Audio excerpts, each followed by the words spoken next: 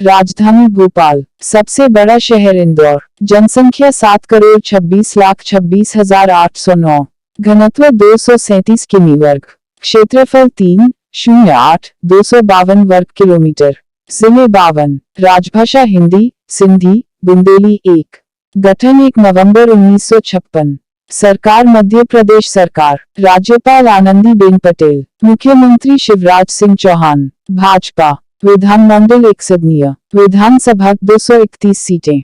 भारतीय संसद राज्यसभा 11 सीटें। लोकसभा 29 सीटें। उच्च न्यायालय मध्य प्रदेश उच्च न्यायालय जबलपुर एवं खंडपीठ इंदौर और ग्वालियर। डाक सूचक संख्या 45 से 48। वाहन अक्षर MP। ISO 31662 INMP। Madhya Pradesh Bharat का एक राज्य है, इसकी राजधानी भोपाल है। मध्य प्रदेश 1 नवंबर 2000 तक क्षेत्रफल के आधार पर भारत का सबसे बड़ा राज्य था। इस दिन मध्य प्रदेश राज्य से 16 जिले अलग कर छत्तीसगढ़ राज्य छत्तीसगढ़ की स्थापना हुई थी। मध्य प्रदेश की सीमा इन 5 राज्यों की सीमाओं से मिलती है। इसके उत्तर में उत्तर प्रदेश, पूर्व में छत्तीसगढ़, दक्षिण में महाराष्ट्र, पश्चिम में गुजरात तथा उत्तर पश्चिम में राजस्थान है। हाल के वर्षों में राज्य के सकल घरेलू उत्पाद की विकास दर राष्ट्रीय औसत से ऊपर रही है। खनिज संसाधनों से समृद्ध मध्य प्रदेश हीरे और तांबे का सबसे बड़ा भंडार है। अपने क्षेत्र की 30% से अधिक वन क्षेत्र के अधीन है। इसके पर्यटन उद्योग में काफी वृद्धि हुई है। राज्य ने वर्ष 2010-11 के लिए राष्ट्रीय पर्यटन पुरस्कार जीता था। मध्य प्रदेश मुख्य रूप से अपने पर्यटन के लिए भी जाना जाता है।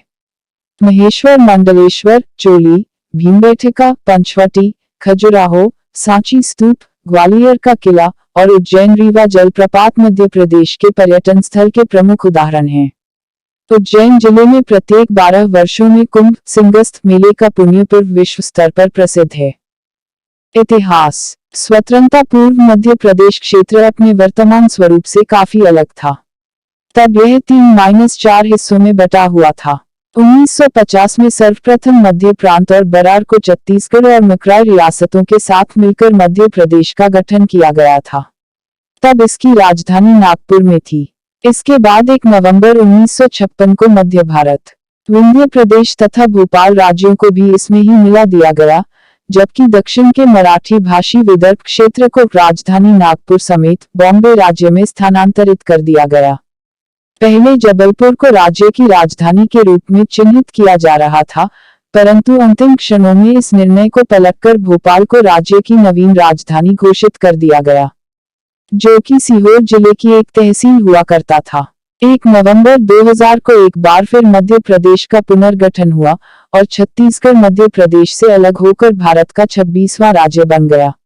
विवरण। भारत की संस्कृति में मध्य प्रदेश जगमगाते दीपक के समान है, जिसकी रोशनी की सर्वथा अलग प्रभा और प्रभाव है। यह विभिन्न संस्कृतियों की अनेकता में एकता का जैसे आकर्षक गुलदस्ता है।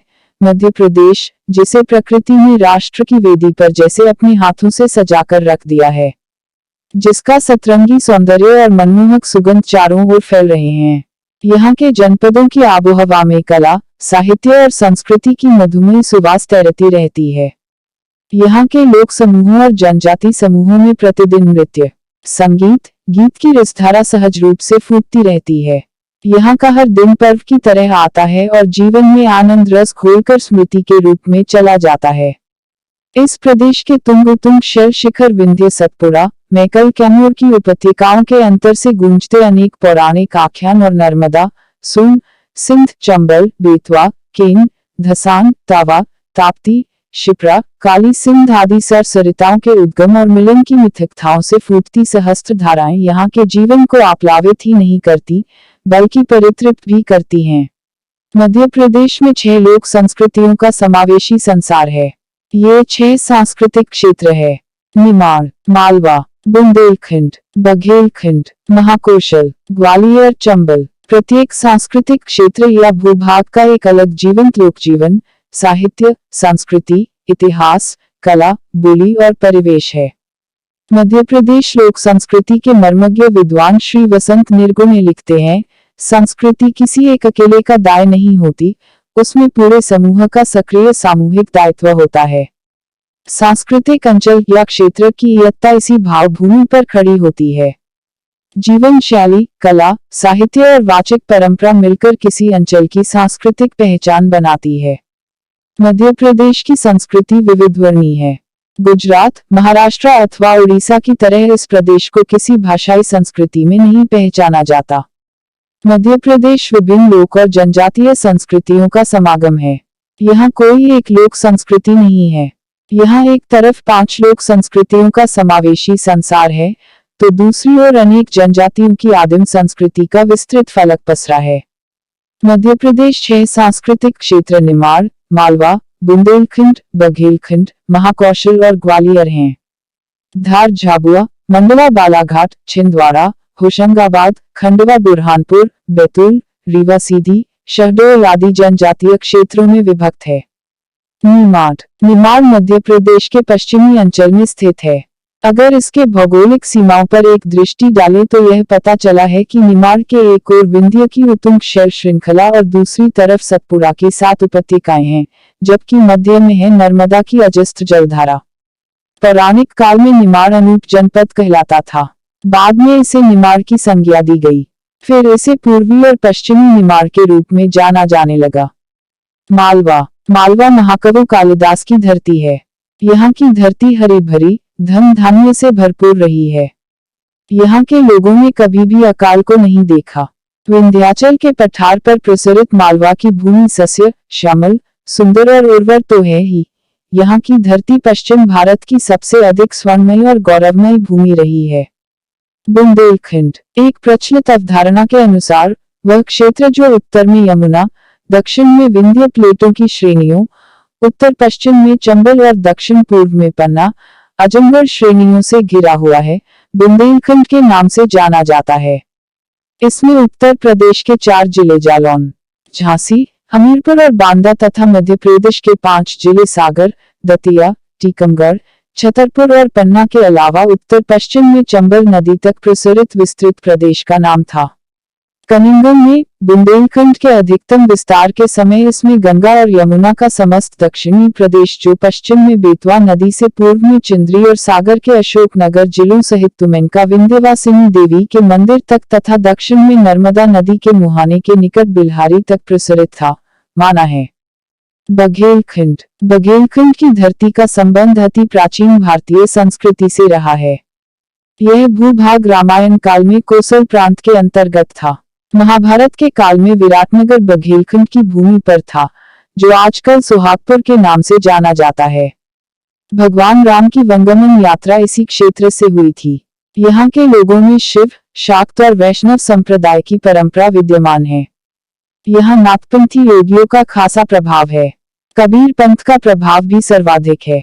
महात्मा कबीरदास के अनुयायी धर्मदास बांधवगढ़ के निवासी थी। महाकौशल जबलपुर संभाग का संपूर्ण हिस्सा महाकौशल कहलाता है। नर्मदा नदी किनारे बसा यह क्षेत्र सांस्कृतिक और प्राकृतिक समृद्धता में धनी है। यहाँ भेड़ाघाट जैसा विहंगम जलप्रपात है तो दूसरी ओर परमहंसी में ज्योतिष और द्वारिका पीठ के शंकराचार्य स्वरूपानंद सरस्वती जी का आश्रम है। ग्वालियर किले का ग्वालियर गेट नामक द्वार किले के अंदर से लिया गया चित्र।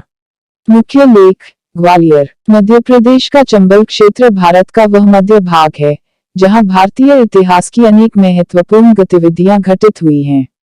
इस क्षेत्र का सांस्कृतिक आर्थिक केंद्र ग्वालियर शहर है।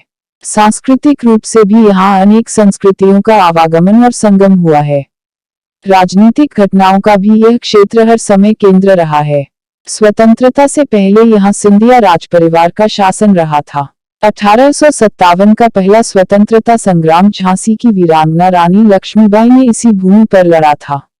सांस्कृतिक गतिविधियों का केंद्र ग्वालियर अंचल संगीत, नृत्य, मूर्तिकला, चित्रकला अथवा लोकचित्रकला हो या फिर साहित्य, लोक साहित्य की कोई विधा हो, ग्वालियर अंचल में एक विशिष्ट संस्कृति के साथ नवजीवन पाती रही है। ग्वालियर क्षेत्र की यही सांस्कृतिक हलचल उसकी पहचान और प्रतिष्ठा बनाने में सक्षम रही है।